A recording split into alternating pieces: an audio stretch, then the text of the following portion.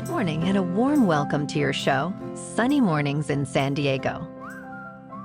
I'm your host, Melissa, and it's Saturday, February 24th.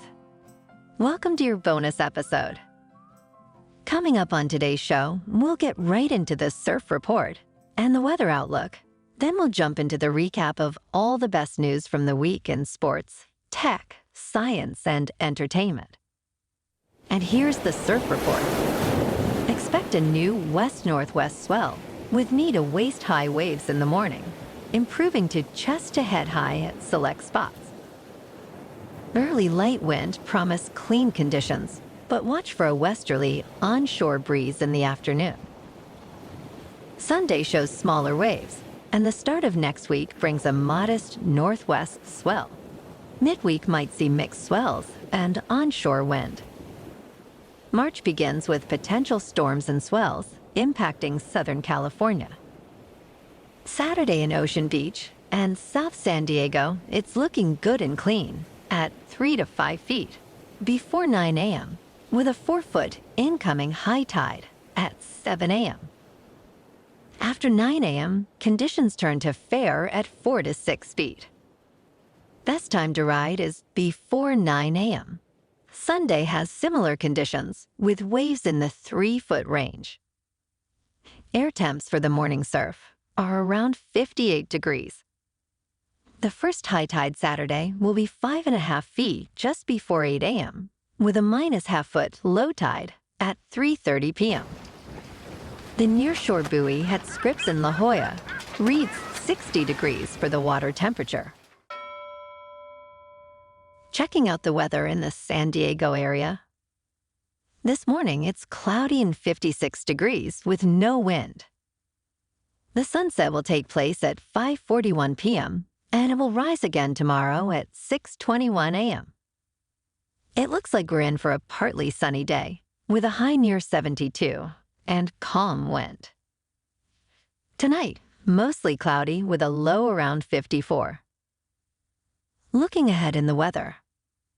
We'll see a partly sunny Sunday with a high near 66 degrees and a northwest wind at 5 to 10 miles per hour. Sunday night, there's a slight chance of rain after 4 a.m. with lows around 54. Monday brings a 40% chance of rain after 10 a.m. with cloudy skies and a high near 65. Rain is likely Monday night, especially after 10 p.m. Now here's the top local news from the week. Maria Village in Encinitas, a mixed-use project with 94 apartments, a 32-room hotel, and commercial buildings, is progressing after a year-long negotiation over hotel room affordability. Initially approved in August 2022, it faced delays due to disagreements with the California Coastal Commission on low-cost hotel rooms. In October, a resolution was reached with Fenway Capital, the developer, agreeing to pay over $1 million instead of including the required amount of low-cost rooms in the project. It is to be stressed, this payment is not a bribe and will supposedly fund other affordable local projects. The project, which does include 19 affordable housing units, is now awaiting building permits, with a groundbreaking expected later this year. I believe it is still undecided whether or not the rooms with an ocean view will be earmarked for the affordability treatment. Californians have a unique opportunity to protect their homes from earthquakes. The Earthquake Brace and Bolt program is offering grants to retrofit homes built before 1980, with wood frames and raised foundations. Previously limited to only 3 zip codes in San Diego, the program has expanded to 15 zip codes in 2024. Homeowners can receive funding for seismic retrofits, which involve bolting the house's foundation and bracing any cripple walls. Eligible income homeowners may get an additional $7,000. The deadline for applications is February 21st. It's crucial to prepare for earthquakes by having a home survival kit and understanding safety measures. President Joe Biden approved a major disaster declaration for San Diego County following the devastating storms in January. This federal declaration enables residents and business owners in the hardest-hit areas to access grants, low-cost loans, and other recovery programs. The storm, which occurred on January 22nd, resulted in over 800 damaged homes. California Governor Gavin Newsom affirmed the White House's commitment to aid California in times of disaster. The funds are designated for temporary housing, home repairs, and covering uninsured property losses. In response, local officials have been assessing damage and advocating for FEMA's disaster declaration. Public infrastructure and several schools in San Diego County suffered extensive damage, with estimated costs reaching millions. The City of San Diego plans to collaborate with FEMA and state emergency services to establish disaster recovery centers. The Cabrillo National Monument's tide pools were closed yesterday due to a sewage spill at Point Loma Wastewater Treatment Plant, situated about half a mile north. The incident, resulting in almost 6,000 gallons of sewage spillage, prompted a warning from National Park Service officials. While the coastal trail remains open, the surrounding water areas, extending a quarter-mile both north and south of the plant, are also closed. The closure will continue until tests confirm the water is safe. Investigations into the spill's cause are ongoing. For updates on water safety, visit sdbeachinfo.com. China plans to send a new pair of giant pandas to San Diego Zoo, symbolizing renewed friendship with the U.S. The move comes after most pandas on loan were returned amid strained U.S.-China relations.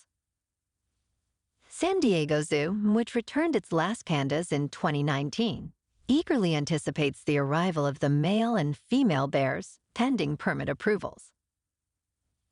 This gesture follows a meeting between President Xi Jinping and Joe Biden, aiming to ease tensions.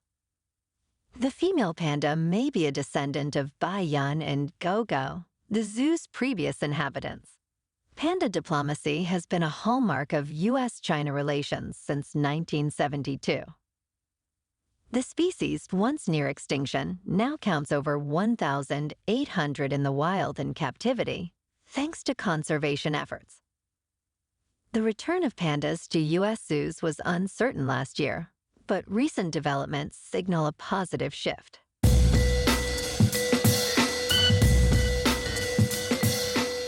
Now on to sports. The Oakland Athletics' potential relocation to Las Vegas is now shrouded in uncertainty. ESPN reporter Jeff Passan, appearing on Pardon the Interruption, highlighted widespread doubts about the move's feasibility, citing the Athletics' history of organizational mishaps. Critically, even Las Vegas mayor has expressed skepticism. The A's, known for their less-than-stellar management, have struggled with simple tasks, raising questions about their capacity to manage such a significant relocation. This skepticism is rooted in a series of blunders, including a poorly received farewell gift to Miguel Cabrera and subpar concession stand offerings, reflecting broader issues in fan engagement and operational competence. The complexity of relocating a major sports team adds to the challenge, making the successful execution of this move appear increasingly uncertain. In other sports news, the NBA All-Star Game was last night. The East beat the West 211 to 186. In a new MLB Network special, managers Joe Maddon of the Chicago Cubs and Terry Francona of the Cleveland Indians revisit the iconic 2016 World Series Game 7. Hosted by Bob Costas and Tom Verducci, the program airs Thursday at 8 Eastern. This game, known for its historical significance due to long-standing championship droughts of both teams, is analyzed for its dramatic twists. Key moments discussed include Dexter Fowler's lead-off home run, Kluber's fatigue from pitching on short rest, and strategic insights from both managers. The broadcast highlights pivotal plays like John Lester's relief appearance, Andrew Miller's pitching, and David Ross's crucial home run. Special attention is given to Rajai Davis's game-tying homer in the 8th inning. The special also covers the final innings, rain delay strategies, and post-game reflections, providing a unique behind-the-scenes perspective of this unforgettable game. I'll be tuning into that one. The College Football Playoff has adopted a new 5+7 format for its 12-team expanded playoff. This system includes 5 automatic qualifying spots for the highest-ranked conference champions and 7 at-large spots. The shift from the original 6+6 model occurred after the Pac-12 was reduced to 2 members. The College Football Board of Managers, which includes a university president from each of the 10 FBS leagues, and Notre Dame, unanimously supported this change. The Pac-12, despite falling short of the membership minimum for an automatic berth, benefits from increased at-large spots. The expanded playoff begins next season with the 4 highest-ranked conference champions receiving byes into the quarterfinals. First-round games will start the 3rd week of December, competing with the NFL. Quarterfinals are scheduled for New Year's, with semifinals in mid-January to avoid clashing with the NFL's Wild Card weekend. The championship game is set for January 20th, 2025. This format will be in place for at least the next 2 years. In 1980, at the Winter Olympics in Lake Placid, New York, a momentous event unfolded in the world of sports. The U.S. Olympic hockey team, composed of young, talented college players, faced the formidable Soviet Union team, unbeaten in the Olympics since 1964.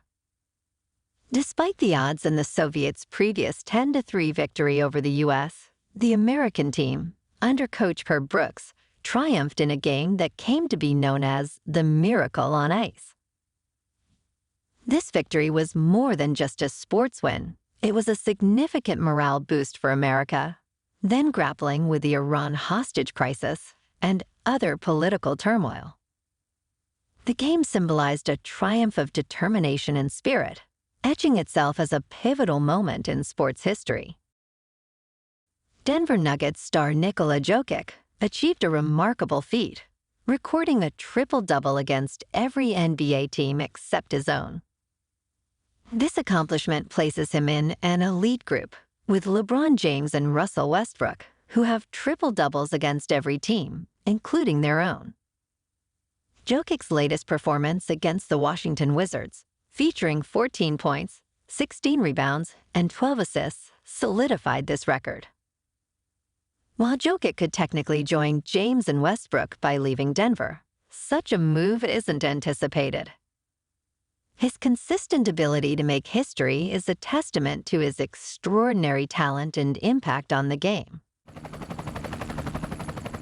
In top news, scientists are exploring groundbreaking geoengineering techniques to combat climate change, as traditional methods to reduce greenhouse gas emissions are lagging. These methods include spraying saltwater into clouds, injecting reflective particles into the sky, and altering ocean chemistry. These once taboo approaches, now receiving funding and attention, aim to reflect sunlight away from Earth or absorb atmospheric CO2. For example, a project off Australia's coast seeks to brighten clouds in order to cool the Great Barrier Reef's waters, while in Israel, reflective particles are being tested to cool the atmosphere. In Massachusetts, researchers plan to reduce ocean acidity and absorb CO2 by adding sodium hydroxide to seawater. While these innovative experiments offer potential short-term climate solutions, they are met with caution due to risks like altered rainfall patterns or harm to marine life. The United Nations Environmental Assembly is debating the implications of such interventions, underlining the delicate balance between innovative solutions and unforeseen consequences.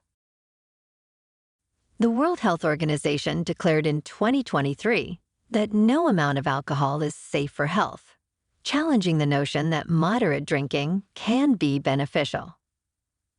This statement, reinforced by research in the Lancet Public Health Report, categorizes alcohol as a Group 1 carcinogen, emphasizing its toxic and dependency-inducing nature. Studies highlight increased cancer risks even with minimal alcohol consumption. Additionally, University of Oxford researchers in 2021 linked any alcohol intake to reduced brain function. In 2022, data from over 300,000 individuals indicated that light drinking elevates the risk of hypertension and coronary artery disease. It is important to note the perceived heart health benefits in light drinkers were attributed to healthier lifestyles, not alcohol consumption. Dr. Jurgen Rem suggests that while no alcohol is risk-free, the health risks escalate with higher consumption. This growing evidence suggests reevaluating our drinking habits, with an emphasis on reducing alcohol intake for better health. Have you ever heard of aptonyms? It's when your name eerily aligns with your career. Take Frank Fish, a marine biologist, or Carla Dove, who leads the feather identification lab at the Smithsonian, handling all things avian. Greg Pond, an aquatic biologist, echoes this unique coincidence, his surname mirroring his water-focused career. These are not isolated instances, but part of a fascinating pattern where names can curiously link to professions. This phenomenon extends to other areas too, like Betsy Weatherhead, an atmospheric scientist, and Jay Sukchung, a blue crab researcher. Their names, unexpectedly, have become significant parts of their professional identity, sometimes even influencing opportunities. While some might see these names as mere coincidences, studies suggest there might be subtle psychological influences at play, with people possibly gravitating towards careers that reflect their names. In a world where names often blend into the background, for these individuals, their names stand out, adding a memorable twist to their professional journeys. Nielsen's latest report reveals YouTube as the top TV streaming service in the U.S. for 12 consecutive months, capturing 8.6% of television screen viewing. Netflix follows closely with just about 8%. This dominance is further highlighted by viewers consuming over 1 billion hours of YouTube content daily on TVs. Particularly, Gen Z shows a strong preference for user-generated content, with 61% favoring it over traditional TV shows. YouTube creators are also experiencing a significant increase in TV viewership, with top YouTubers seeing a more than 400% rise in watch time on TVs. This trend benefits family-friendly YouTubers, especially considering children's high usage of TikTok. While YouTube leads in the living room, TikTok remains dominant on mobile devices, even competing with longer video formats. YouTube's recent achievements include reaching over 100 million subscribers for YouTube Music and YouTube Premium, over 8 million subscribers for YouTube TV, and surpassing 70 billion daily views on YouTube Shorts. Zone 2 workouts, a low-intensity training favored by elite athletes, are gaining popularity. These exercises, done at a level where you can talk, but with slight effort, enhance mitochondrial efficiency, crucial for energy production and health. This method, highlighted in recent books and podcasts, aligns with our evolutionary history of prolonged, moderate activity. Zone 2 training, which can range from a relaxed jog to an easy bike ride, doesn't just improve athletic performance, but also offers significant health benefits. It's part of a balanced fitness routine that should include diverse workouts, like strength and high-intensity training. The method is effective for fat burning and has potential implications for longevity and preventing diseases like type 2 diabetes and cardiovascular issues. In business news, With record highs in the stock market, investors are debating the stock values using various valuation models. The S&P 500's recent performance raises questions about overvaluation. Models like the price-to-earnings ratio, which is currently above its 10-year average, suggest stocks may be expensive. Other metrics like the price-to-book ratio and the equity risk premium also indicate high valuations. The price-to-earnings growth ratio and the cyclically adjusted price-to-earnings ratio provide further insights. These models, combined with economic conditions and company health, help investors gauge market status. Notably, tech stocks like NVIDIA show high valuations, reflecting their growth potential. Overall, these indicators suggest a cautious approach in a market that might be reaching inflated levels. Capital One is set to acquire Discover Financial Services in a landmark $35.3 billion all-stock deal, forming a major global payments entity. This move positions them as the sixth largest U.S. bank, directly competing with J.P. Morgan Chase and Citigroup. The transaction offers Discover shareholders a premium of about 27% over the recent closing price, with Capital One shareholders owning 60% of the new company. The merger, expected to close by late 2024, aims to leverage scale and investment for competitive advantage.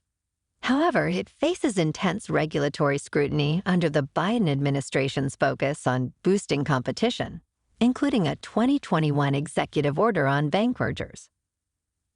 Experts predict significant pushback, especially considering heightened regulatory attention on bank consolidation and credit card fees. In the finance world, cash remains king. Despite expectations of its decline, cash is holding strong, with investors pouring $128 billion into U.S. money market funds since the year's start. Corporate treasurers are also holding on to cash, with a record $4.4 trillion in reserves by the third quarter's end. This surge in cash holdings contrasts sharply with earlier predictions that cash would lose appeal once the Federal Reserve started cutting interest rates. However, with policy easing expectations dialed back, cash remains attractive, especially in money market funds, offering returns of 4% or more. This trend isn't just a fleeting phenomenon. It's a reflection of a broader shift in financial attitudes post-pandemic, with more people recognizing the value of liquidity and safety in cash holdings. Investors and corporations alike are reevaluating their strategies, keeping cash in the spotlight for 2024. In the recent industrial sector update, Wheels Up Experience, a private jet charter business, emerged as the week's top gainer, soaring 80%, despite a year-to-date stock slump of 69%. This contrasts with FedEx, which experienced an almost 12% decline following second-quarter results that missed estimates. The industrial select sector and the SPDR S&P 500 ETFs continued their upward trend, with respective gains of 0.1% and 0.92%. Rocket Lab USA, an aerospace company, also saw notable growth, up 18%, following a significant government contract. The sector's top performers showed more than 11% gains each, with 3 out of 5 stocks in the green year-to-date. The performance of these companies highlights the dynamic nature of the industrial sector amidst varying economic conditions.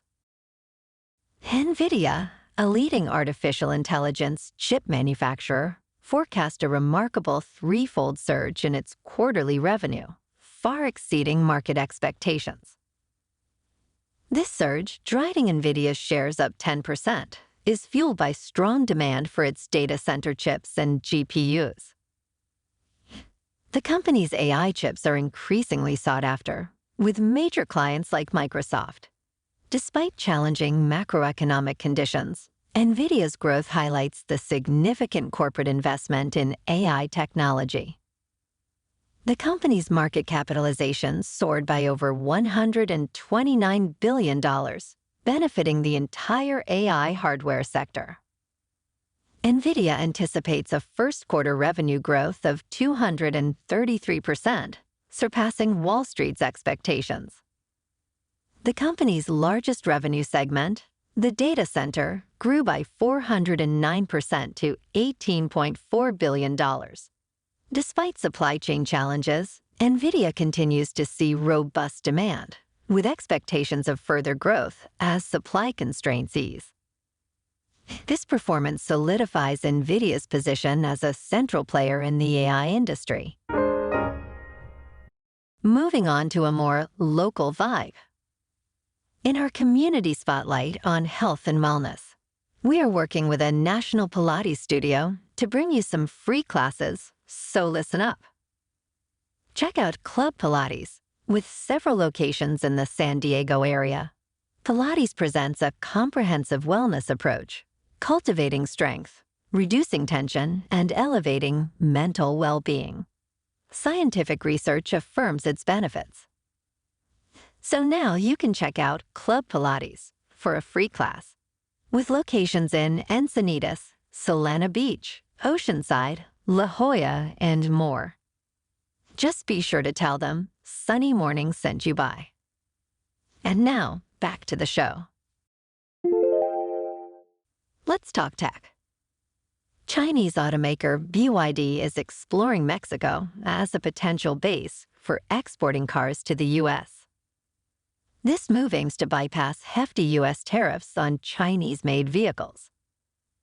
BYD's consideration of factory locations in Mexico aligns with a broader trend of Chinese car industry expansion into North America. If executed, this strategy would allow BYD to leverage Mexico's lower labor costs and favorable trade agreements under the U.S.-Mexico-Canada deal. The move reflects China's growing presence in the global electric vehicle market and poses a competitive challenge to U.S. and other international automakers. Despite potential political risks, this strategic shift illustrates the dynamic and increasingly global nature of the EV industry. Apple's iOS 18 is poised to be a groundbreaking update, focusing heavily on AI advancements. Bloomberg reports it as one of Apple's biggest iOS updates, featuring a new large language model system named Apple GPT. This system is built on the AJAX framework, a foundation for Apple's machine learning projects since 2022. Additionally, iOS 17 has leveraged OpenAI's ChatGPT, hinting at enhanced AI capabilities in Siri and Messages. Rumored features include a smarter Siri AI-generated Apple Music playlists, and AI integration in Pages, Keynote, and Numbers for content creation. Apple's continued AI endeavors include text command photo editing and AI-generated animations in Keyframer. CEO Tim Cook teased future AI product announcements, underscoring Apple's commitment to AI innovation. At just 4 months old, babies in bilingual homes display unique brain patterns, setting them apart from their monolingual peers. A study led by Boria Blanco at the University of Cambridge revealed that when exposed to speech, these bilingual infants show broader and more extensive brain activation. This study used functional near-infrared spectroscopy to track changes in cerebral blood flow, highlighting differences in brain activation between infants raised in monolingual Spanish homes and those exposed to both Spanish and Basque. The bilingual babies not only had activations in the usual speech processing areas of the brain's left hemisphere, but also in the right hemisphere's corresponding areas. Interestingly, these infants reacted similarly to forward and backward speech, unlike monolingual infants who showed more interest in backward speech, possibly because it was more novel. This early brain development in bilingual infants suggests they might be better equipped to differentiate between languages from a young age, a skill that could have long-term linguistic benefits. The study underscores the profound impact early language exposure has on the developing brain.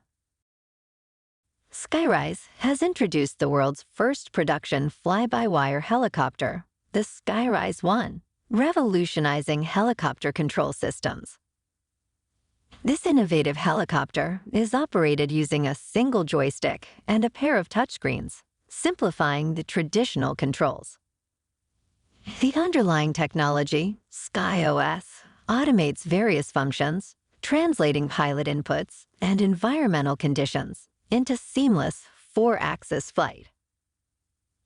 Key features include a swipe-to-start procedure, auto pickup, and set-down capabilities, and a fully automated auto-rotation for emergencies.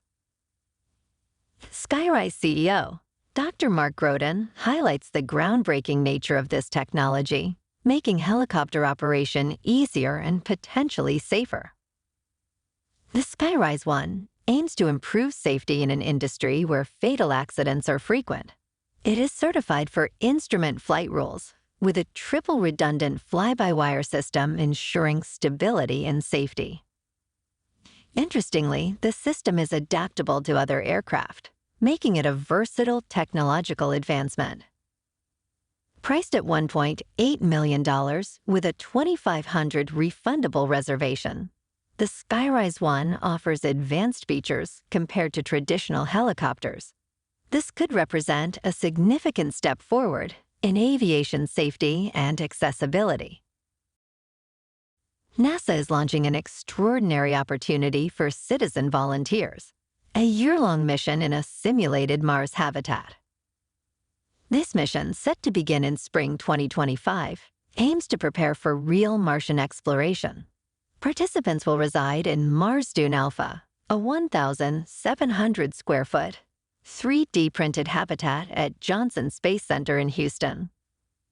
The experience will mimic a Mars surface mission, complete with resource limitations, equipment failures, and communication delays.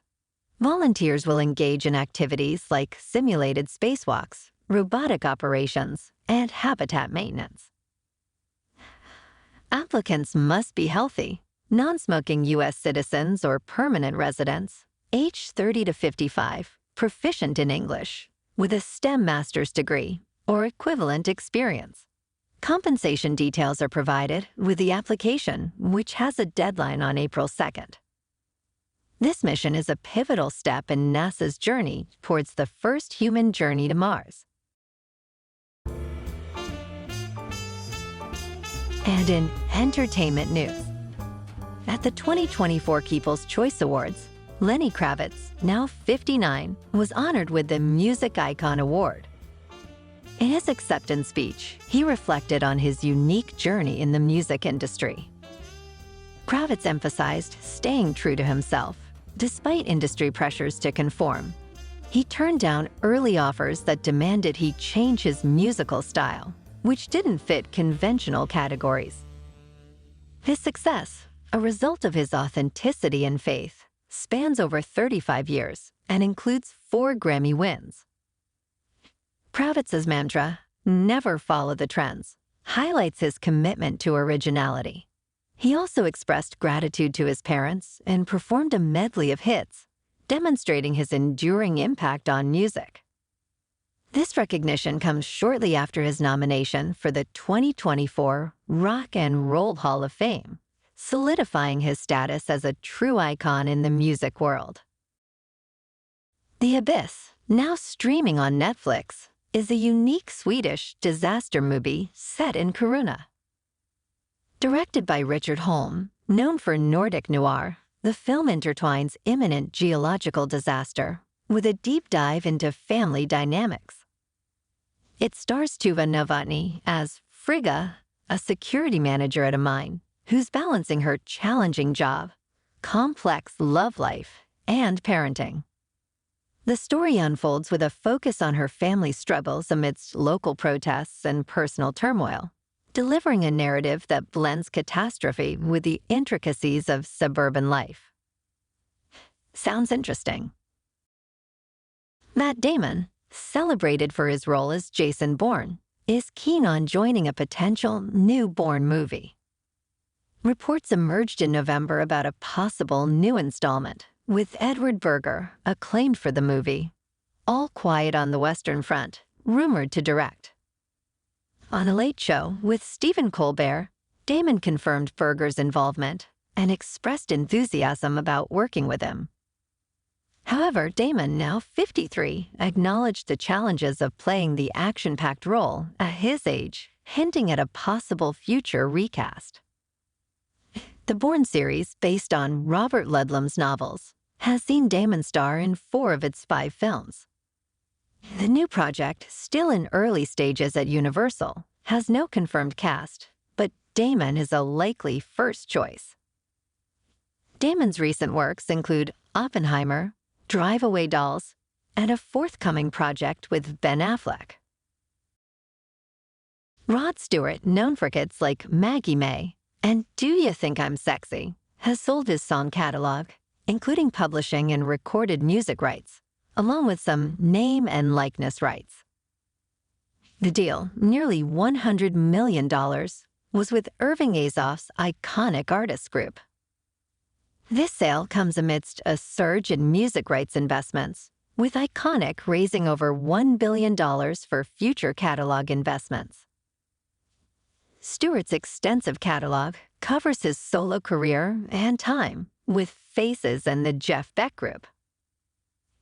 Currently, Stewart, at 79, is on a world tour and releasing his 32nd studio album, Swing Fever. This transaction is part of a broader trend where music catalogs are increasingly viewed as valuable assets.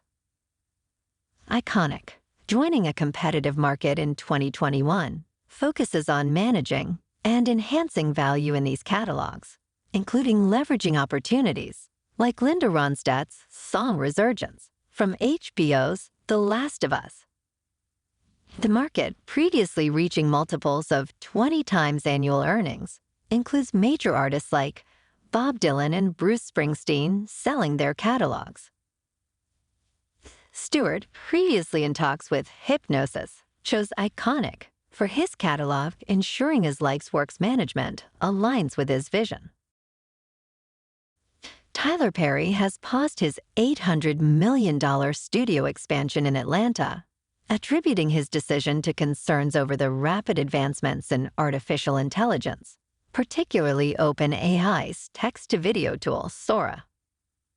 In a recent interview with The Hollywood Reporter, Perry emphasized the need for regulatory measures to manage AI's impact on the industry.